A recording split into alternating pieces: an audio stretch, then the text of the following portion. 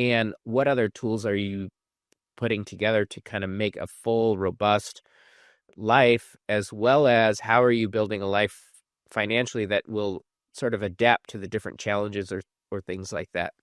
And it's actually a pretty easy conversation. Like I asked people, I was at a book signing event and I asked, if your house burns down like mine did, do you want a 401k or do you want homeowners or renters insurance? It's like a 401k is the wrong tool for that life job. And, life has a bunch of different jobs. And we've kind of been lazy as an industry just saying, well, just have more money. Hey there, and welcome to Money and You. I'm Michelle Perkins, your host. My search for more fulfilling work led me to career and business coaching, where I stumbled upon a game-changing discovery. Money issues often start with our mindset and habits. You see, our relationship with money is the key to overcoming those frustrating financial obstacles. As an entrepreneur, coach, and problem solver, I'm passionate about helping you create a great relationship with money. Because, turns out, that's the foundation for a limit-free life.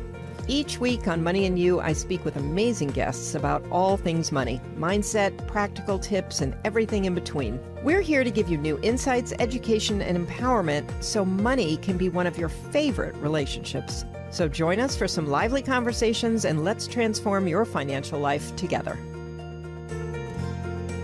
Hello, and welcome to another great episode of the Money and You Show. I have a very special guest today.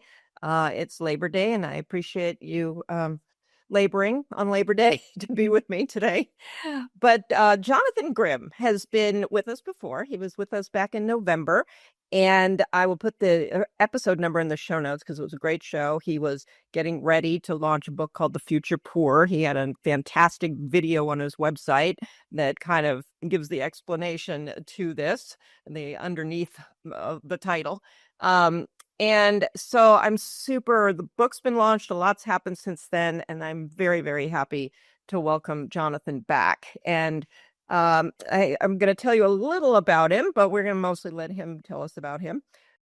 Jonathan Grimm is a licensed financial advisor in California after decades of training and working in operations and business management for a wide range of Fortune 500 companies, nonprofits, and individuals. He's currently the only licensed advisor urging people to find ways to not retire. His research into the looming retirement crisis was sparked in part because of his non-traditional background in studying life's toughest questions. Jonathan earned his bachelor's degree in moral philosophy and his master's in theological studies. In The Future Poor, his latest book, he describes how the deeper questions raised in his academic training pushed him to question conventional wisdom and discover the deep flaws in our American financial system. Once he documented those holes in what millions of Americans think of as their retirement safety net, he has spent years pursuing practical solutions that involve our working together as families, congregations, and entire communities toward a better future.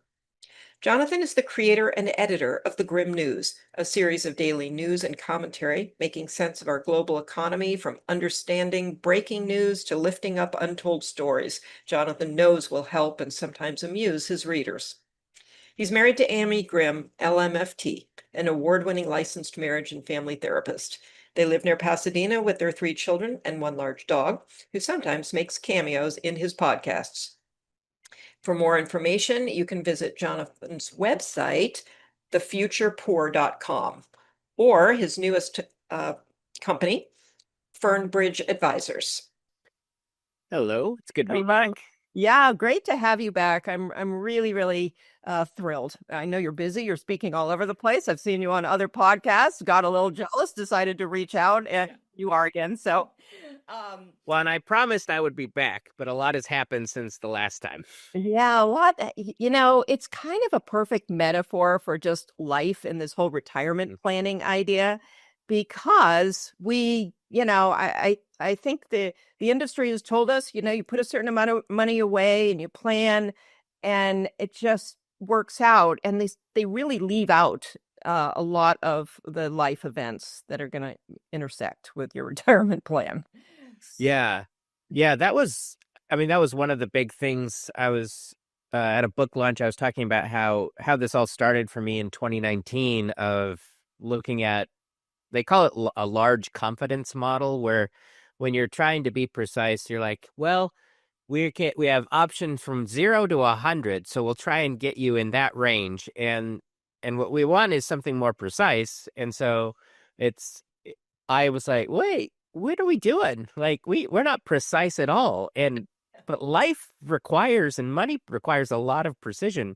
And that's where especially like in looking at retirement, it was like, well, just have a lot of money and hope for the best. And then that kind of gave birth to really exploring like, okay, what do people really need money for in the end? And what we generally do is just go, well, you just need income. So what are your expenses going to be 30 years in the future? Okay, well, that's what your income is. And so it was sort of this really odd approach. And I realized everyone was just kind of doing it that same way. And even if you go onto like Chat GPT and ask for a retirement plan, it'll give you the exact same scenario, exact same method. And I was like, but does this actually work? And that's when I was like, I don't think it really does. So, and then it was like, as an advisor, I was like, okay, I don't want to sit across the table from clients in 10, 15 years and say, hey, you know all that stuff we did and planned for? It didn't work. So, because I think that's where a lot of people are going to be in the next 10 to 15 years. They're going to sit with their advisor, and their advisor's going to have to be in that scary spot of saying, hey, all that advice you paid me for, all that stuff I planned for you, yeah, you can't actually do it because it didn't work. And then that's going to be a really, really tough conversation between advisors and clients over the next 10, 15 years. So I didn't want to be in that spot. So we had to do something different. Yeah. And we've talked about this on the last show, which was so interesting to me. And your movie that you did about the future poor I just loved it. I watched it so many times. But it really, brought up the idea that it did make sense at one point. I mean, it wasn't foolish. It's just things have changed so much. And now we're looking at a future that's even more unknown than we ever dreamed, really. Yeah.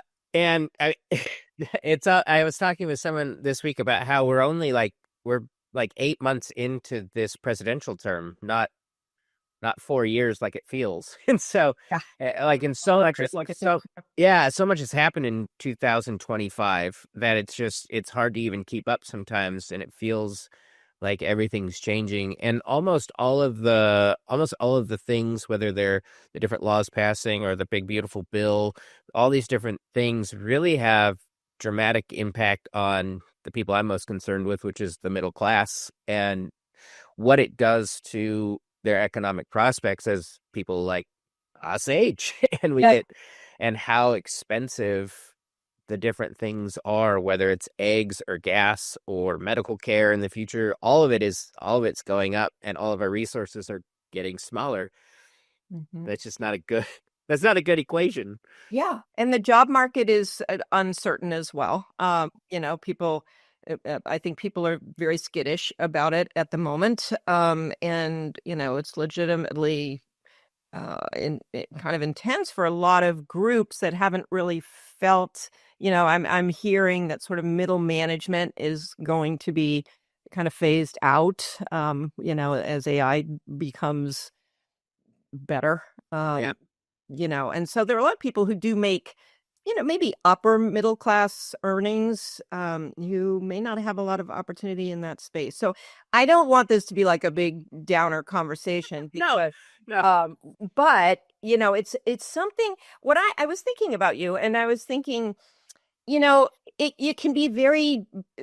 I mean, even the name, The Future Poor, that's kind of a scary name. But the reality is, things are happening that feel out of our control. And basically, I thought with this book, you're throwing a life preserver.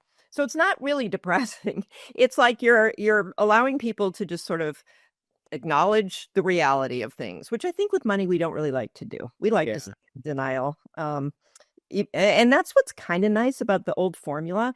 You can just set it and forget it, and it's supposed to work, so you can stay kind of in avoidance mode and just leave it alone and forget about it. Not so possible today, I think, if you want to get it right. Yeah. And one of the things that I've been working on is what's the solution? Because so Right. it's easy. It's so easy just to say, "Hey, there's a problem," Yeah. and I didn't want to be that person. I have like one of my fondest memories is I was complaining to my dad about something when I was in high school, and he was like, "Well, what are you doing to help fix it?" And I was like, "Oh yeah, good point."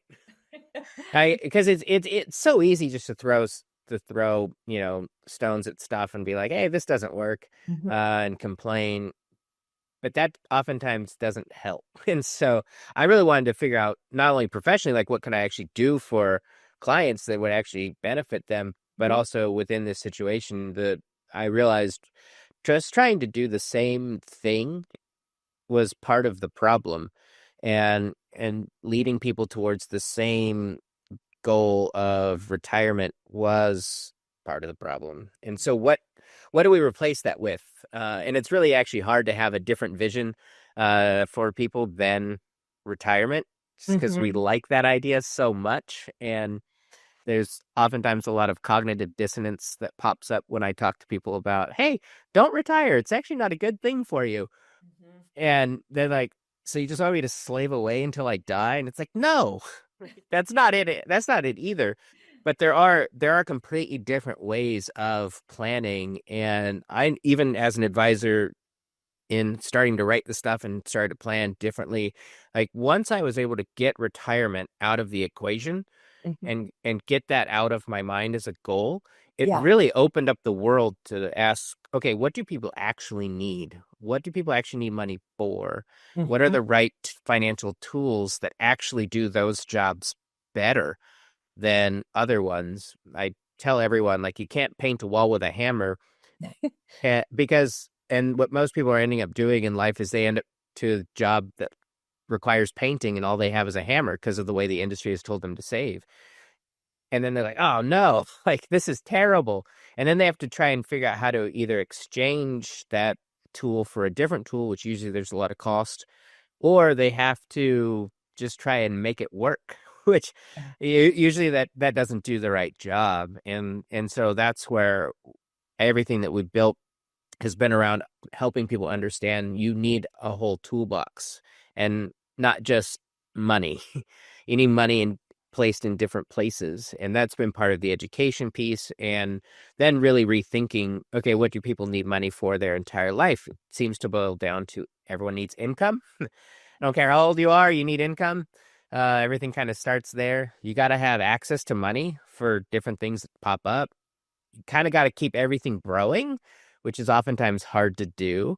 And you also got to take care of medical expenses because medical, at least in America, continues to be one of the number one costs associated with just being alive.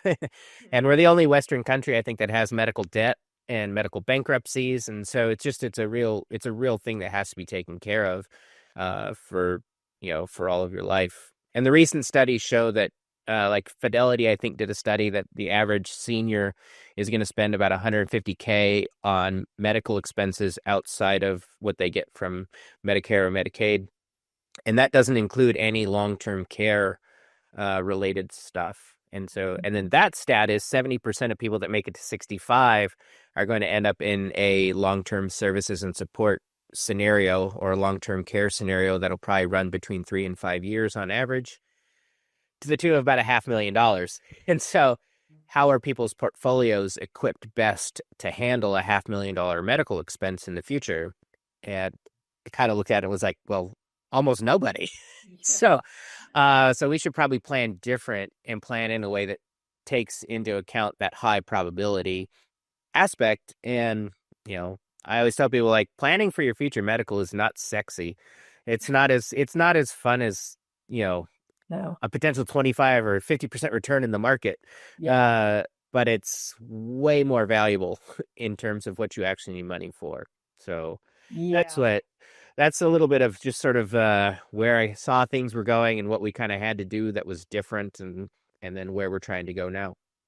Yeah, that's really, really important. I mean, it's fantastic work because it does. And, as you're talking, I'm thinking, why isn't the industry as a whole recognizing the same thing? I mean, what are they thinking? It's not the same. And you know, everything about the world is different than when this really made sense. So are they Yeah. thinking about it? Or is it outside people making the changes and they're staying put? Yeah, I've spent a lot of time this year studying economic bubbles, Mhm. and I've been looking at retirement through the lens of how economic bubbles work, whether it's the original one, which was the tulip bubble. I always tell people, like, go Google that one. That's a fun one. That was the first sort of speculative economic bubble in like the 1600s, where people liked tulips. um, yeah. So, and then everyone went all in on tulips, and then the bottom fell out, and then they became worthless. So once they realized they could make tulips really, really easily, and they weren't as big of a commodity as they thought. To .com and the .com bubble and the housing crisis. Those are like the two recent bubbles that most people are familiar with from this time period. So when you study those, you realize there's something that kind of happens where something comes on the scene that's new. Economists call it displacement. I don't really like the word displacement, but it essentially goes like, hey, we can do something brand new, like retirement. And then there's a boom phase where everyone gets on that train, Yeah. like whether they're, zero interest, adjustable rate mortgages for people that have no incomes and no jobs, like we saw from, 2000 to 2008, or other, everyone's excited about pets.com and, and Enron, and then all that kind of falls apart. But then what happens is we end up in a stage called euphoria, which is like the middle stage of essentially these different types of bubbles. So I think most people are in that phase right now of, like, there's a lot of euphoria around retirement, and every financial ad that you see on TV is all about it. Retirement income, retirement planning, meet with us and we'll get you there. Oh, you have $500,000 saved for retirement? Awesome. Meet with us. We'll get you the next phase. And it's still all part of sort of the cultural ethos that we have right now around, you know, got to have your retirement plan. Are you doing your Roth IRA? Everything is still so geared to that. And the industry knows how to make money that way. And part of it is the industry's euphoria around the amount of money flooding the market since retirement accounts became a thing, made the market relevant again for regular people. Mm. So fast forward to now, they don't have a different game to play. And so they're still living in that space. But then in economic bubble terms, you have what's known as the profit taking stage. And that's when the people that were able to leverage the boom, and essentially, in a lot of ways, I'm thinking actually about baby boomers, in that they were able to leverage this kind of economic time and then actually able to exit and actually do it. And so we're sort of past that profit taking stage, to where the industry itself is trying to really figure out, how do we keep this machine running. So they do a lot of things like legislating for like the Secure Acts to get mandatory retirement savings to like force people to save.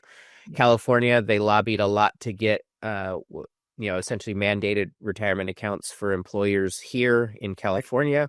So they're essentially forcing money into their system in order to keep it going, because they know that less money's going in, all of the money's about to come out as boomers retire and have to sort of exit. And as then there's generational wealth transfer that doesn't get reinvested, there's all sorts of problems within the industry. So there's kind of that stage that we're sort of in, which then only is followed up by the last stage of a bubble, which economists just call it panic.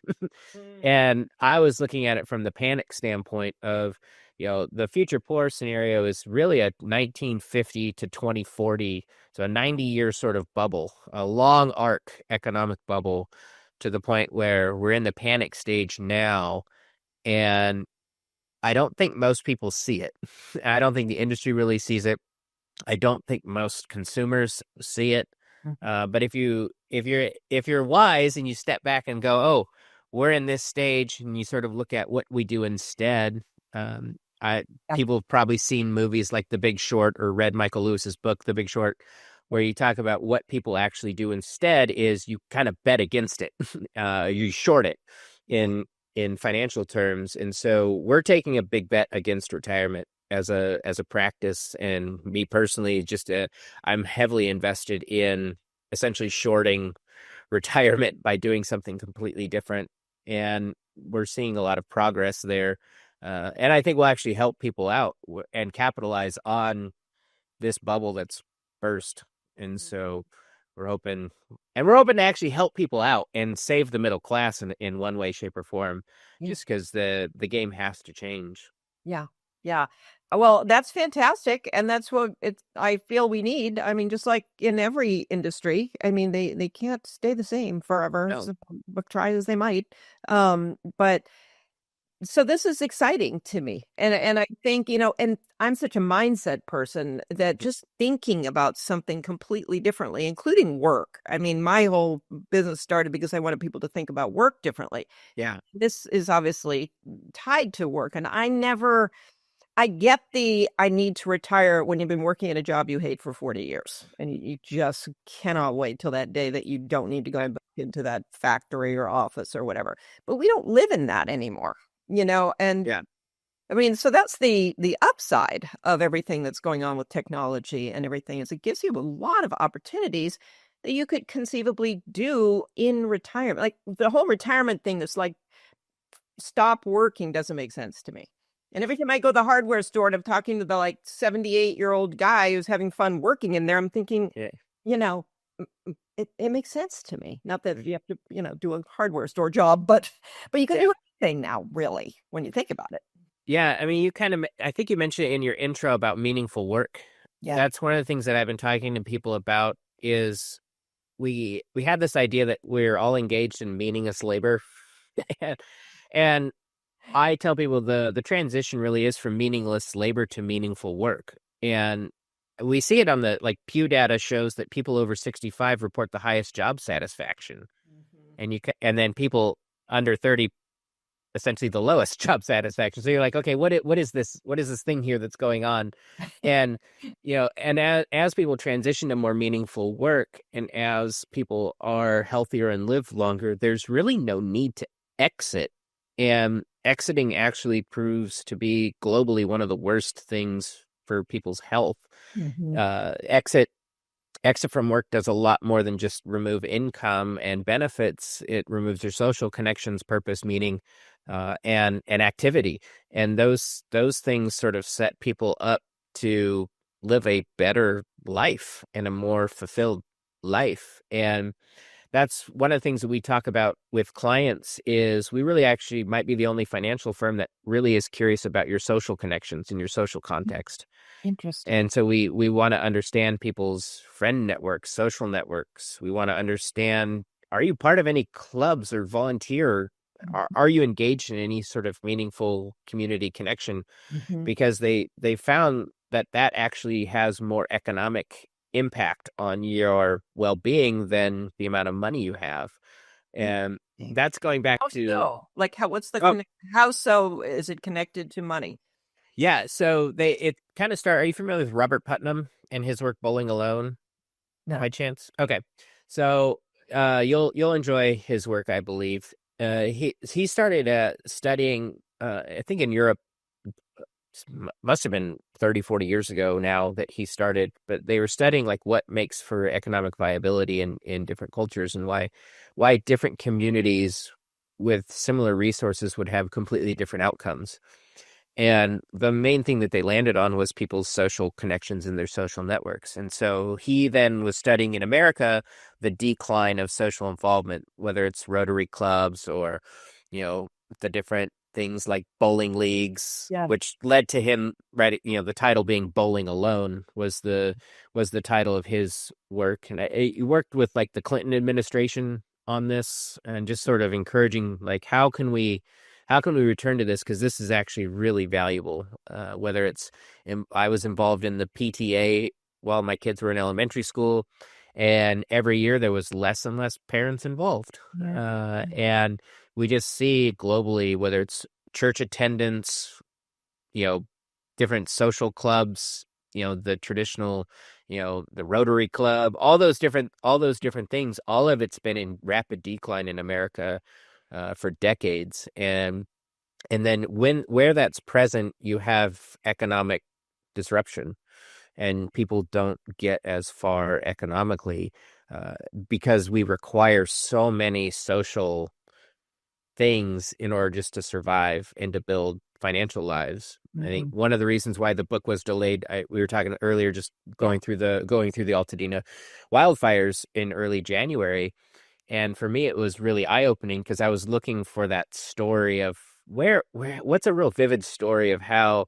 we need all of our social connections and social pillars to show up in our lives. And then overnight, our house burned down. We lost everything. We were displaced. And then seeing the community sort of rally, seeing the different government support, whether it's FEMA or other things, seeing the Red Cross, seeing community organizations pop up to give food, clothes, water, help people get shelter, even things like Airbnb offering, free, coupons and things like that to help people find immediate shelter and needs. The hotels basically opening up and, being flooded with Altadena residents here and Palisades residents on the west side of LA. Right. And so, you see different businesses show up and offer, to help rebuild or help refurnish, because all of a sudden you have to figure out every little thing that you had in your house now needs to be essentially replaced. And it's a wild experience, but you can't do it without community. You can't do it alone. It's impossible. It's such a big undertaking. And so that's one of the things that I think we're trying to help people understand is we gotta reinvest back into our social community and our social networks, because that's going to help us out far more than your savings rate or things like that, because that's what's going to really show up and create sort of an underlying economic foundation for people long term Mhm. to help. And then as we age as well, that's where it really shows up, it because most seniors right now report the highest levels of isolation and loneliness, which only leads to anxiety, depression, which only then is a gateway to fast tracking Alzheimer's, dementia, poor Right. health, sedentary lifestyle, which only shortens life expectancy. So all these things are really interconnected, and we've really gotten away from that, and it's not good. It's not good for us economically. It's not good for us psychologically. It's not good for us socially. And so that's where that emphasis becomes so important for us Mhm. in the mix. And then all of the stuff that goes along with just how we financially plan and the different tools and resources that we have at our disposal to use to sort of try and help create a better financial life in addition to our community and social structures. Oh, I love that. And I love that you consider yourself a financial ethicist, if I'm Yeah. saying that word right, because it's so true. It's so interconnected, all of it. Work, money, these ideas, social, and of course health. And you're right. I mean, your level of social interaction with people has a very direct impact on your health. Uh, Yeah. And that's where I was so grateful. I didn't quite know why I switched my major to ethics back in college. I had a wonderful ethics professor who he was foundational for helping me think through the issues that I was seeing with the future poor, some 20 years after graduating with my degree in ethics. But it really is a really interesting foundation to sort of bring to the table that I don't know. I always joke that it's like an oxymoron that I have an ethics degree and I'm in finance. They oftentimes don't seem like they should go together, but that's the case. But thinking through a real ethical framework and a lens that really asks what's really good for people is such a different framework. And I actually think it's a framework that's making a lot of sense to the people that we're interacting with as we talk about different things and hopefully move people financially to a better spot. The ethics thing is what's really sort of, it gives us sort of a different underlying ideology to work from that I think people trust a lot more than, are you just trying to sell me something? Or you're just trying to get my money? We really want people to understand that we really, with me and my partners that work in the financial side of things professionally, there really is, we're really driven by an ideology and really driven by trying to save the middle class, really driven by trying to understand all the financial tools that are out there and how do we put them together for you so that you're taken care of, and that you understand with hopefully some real precision why you're doing the things you're doing and why it makes sense, and where we're sort of really living. And oddly enough, I think we're really resonating with a lot of folks because people don't have a lot of faith in the system at the moment. And they meet with most financial professionals that still have a lot of faith in the system. Mhm. And that disconnect is not, it's not working. And Right. so we don't have a lot of faith in the system, which is weird because we're also in it. So Yeah. Yeah. I'm a professional, and yet I don't have a whole lot of faith in the system, which is why we're trying to do some different stuff. Well, I think to me, what I'm hearing is you don't have faith in the system as it's been sort of breaking down a bit over the years Yeah. and antiquating itself. But there is faith in the system if, if maybe you can do things differently with it. I mean, it's a system within which you can make some changes and have some better outcomes. Yeah, and one of the things that I tried to do was go, these are the financial tools that are out there. Like these things, whether it's life insurance, 401ks, 403bs, pensions, annuities, uh, long-term care insurance, disability, Roth IRAs, brokerage accounts, Robinhood, like all these things are out there. So how do we, like, what are they? Why are they still here? How can we take these tools that are out there and maybe use them different Hmm. and structure them different to get a better outcome? And, in one sense, someone else might use a Roth IRA completely different than the way I do.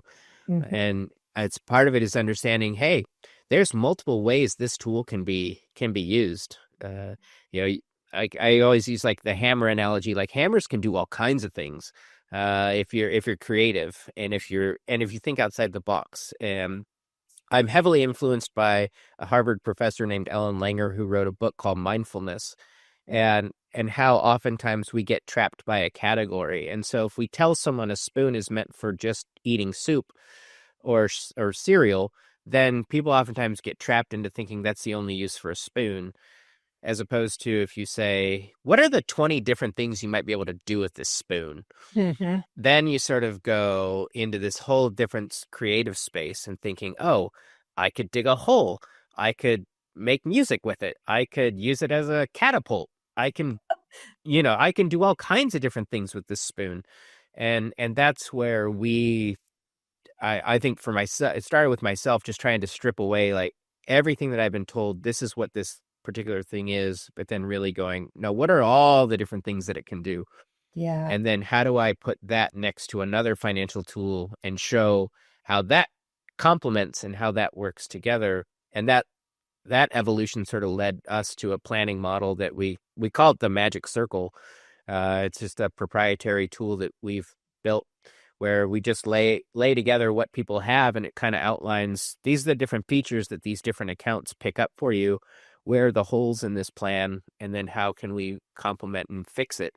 And it's really opening up people's minds to the whole wide range of tools. And if you're on TikTok, you'll see everyone talk about the S&P 500.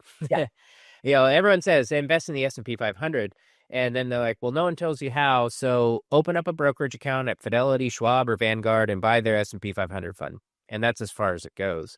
Mm. And I looked at it and said, well, no, there's actually 10 different ways you can own the S&P 500. You can own it in all kinds of different accounts. And each way that you own it radically changes its purpose and use in your real life. And so I can just go down the list, whether you own in a 401k, a Roth IRA, an HSA, if you own it within a life insurance policy or an annuity or a 529 plan. Mhm. All these different tools then create radically different ways that money works and can move and operate in your life. But most people don't have a clue as to how to put all of that together. And that's where I got creative and was like, wow, that's the real magic. Because when we start putting all these things together, we really create more efficiency on the way up and more efficiency in the way people accumulate money. But we really create efficiency on the back end when it's time to use your money. And that's the magic. That's where it really matters. Of when it's time to use your money, do you have it in the right place, Yeah. and is it going to do that job really, really well? And so that's where we're sort of in this whole kind of evolution of just reshaping the way financial advising, the way financial planning works, so that we hopefully get the best outcome and get more precise. Hmm. I really love that. And it kind of reminds me a little of what very wealthy people do with like a family office. Like, Oh yeah. everybody's looking at everything so that all the puzzle pieces will fit together the way they should, Mhm. with taking advantage of all kinds of relationships of these things. And the average person doesn't do that. They, Yeah. Yeah. And one of the areas that we've seen some of the most impact is in regards to the life insurance. Mhm. That is something that is utilized a ton by wealthy folks, whether it's within trusts, with things like, ILETs or these other different ways people can utilize life insurance, whether it's through transfers of wealth outside the tax system, as well as just creating generational wealth for families. And the middle class has been, I think, sold some really bad information about life insurance as well as other insurance products. And I admit there is some really bad stuff. Okay. People send us some stuff, and I just look at it. I'm like, oh my gosh, how could anyone have ever put you in this thing? It's no wonder it gets such a bad name. But one of the things that I offer to everyone is I will do a free life insurance review, complimentary. If anyone listening, any of your audience that wants a life insurance review, send it my way. You can either send it to, you can look it up through the Future Poor and reach out, or my email is jonathan@fernbridge.us. Ask for a life insurance review. We help people kind of get out of them, and so we either need to change this, cancel it, or you may be one of the few that have something good. Mm. And so we generally don't see that side of things. And so, Okay. but once people start to understand how a tool like life insurance can complement the other stuff in their life, and how they can really use it and actually have something that's good as opposed to something that's either bad or costing them a lot of money without a lot of benefit, or Mhm. getting themselves into a really cash disadvantaged place with it. When Right. we flip that around, people's lives start to take on different shape financially, and they start seeing things through the lens of, oh, so I can use all my money and I'll still be able to leave a legacy to my kids. And it's like, yeah, and a good one. We create efficiencies there, as well as just with other products. We do 401k reviews. I've seen so many people that have IRAs or Roth IRAs that actually haven't been invested. Right. They've just been opened, and then I'm like, isn't there anyone on the other side of this, like an advisor that will help? Like, you're sending your money to this account, but no one's actually doing the next step of investing it, and thinking through, like, how does this tool strategically fit within your life, and what other tools are you putting together to kind of make a full, robust life, as well as how are you building a life financially that will sort of adapt to the different challenges or things like that. And it's actually a pretty easy conversation. Like, I asked people, I was at a book signing event, and I asked, if your house burns down like mine did, do you want a 401k, or do you want homeowners or renters insurance? It's Mhm. like, a 401k is the wrong tool for that life job. Yeah. And, life has a bunch of different jobs, and we've kind of been lazy as an industry, just saying, well, just have more money. Yeah. And so, trying to get back to, let's not be lazy, because these are money moves, and money moves are life moves, and that matters a lot. And the wrong moves can create really bad outcomes for people. And ethically, that's just not what we not what we should be or want to be doing for people. And so, trying to, you know, bring that message to the masses, and, through conversations like this, and, the other stuff we've been working on.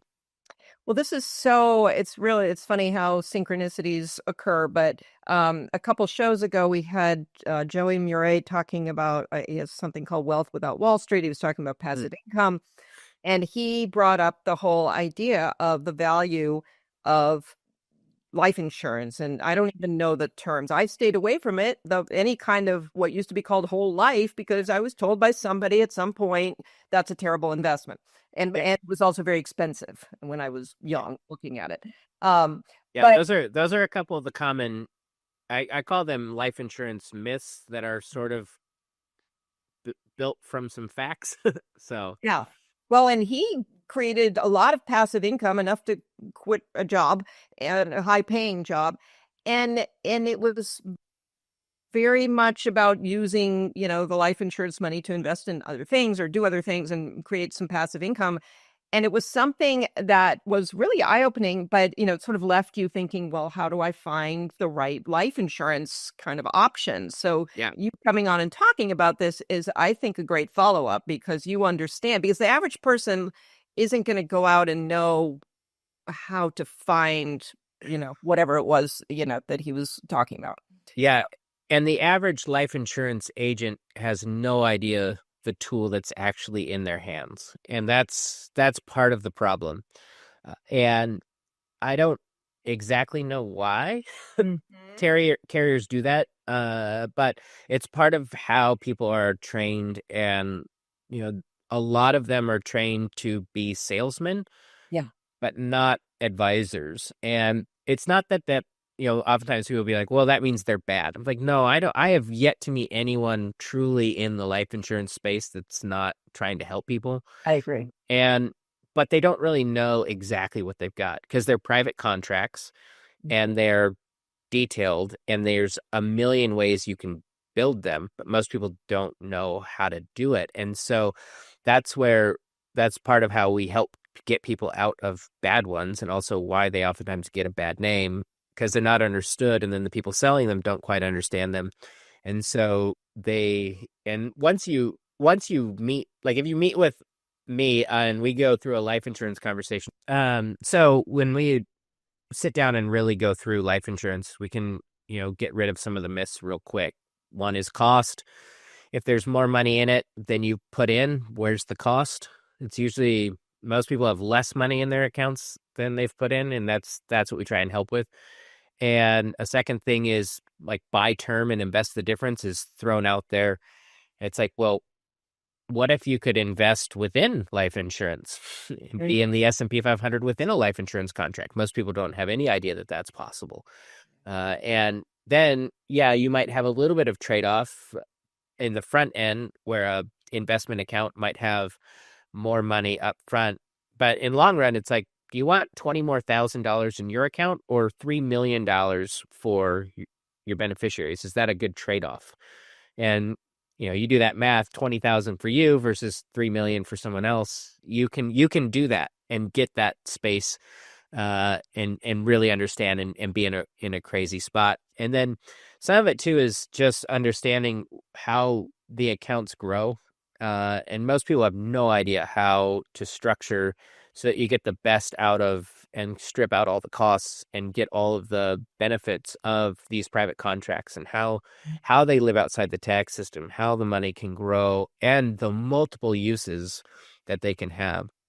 And the other things that they can do, as far as oftentimes carriers that are really good will do different things where they'll advance you death benefit in advance if you have a chronic illness. And there's so many stories of people being able to, whether it's a cancer diagnosis or some other serious medical thing where, they can get access to a lot of money very quickly through their life insurance. And, then the people that have it love it and are super grateful for when it's time to use it. And we can make money go a lot farther by having that be a part of the equation. And I always tell people, like, it's not, if you're on the whole life side, it's not an investment. It is not, like, and that's where it gets a bad name, because most people try and sell it like it is an investment, but it's not. It's a completely different type of financial tool. And that's where, when we show people and help understand why this is a valuable piece to their puzzle and what it can do for them.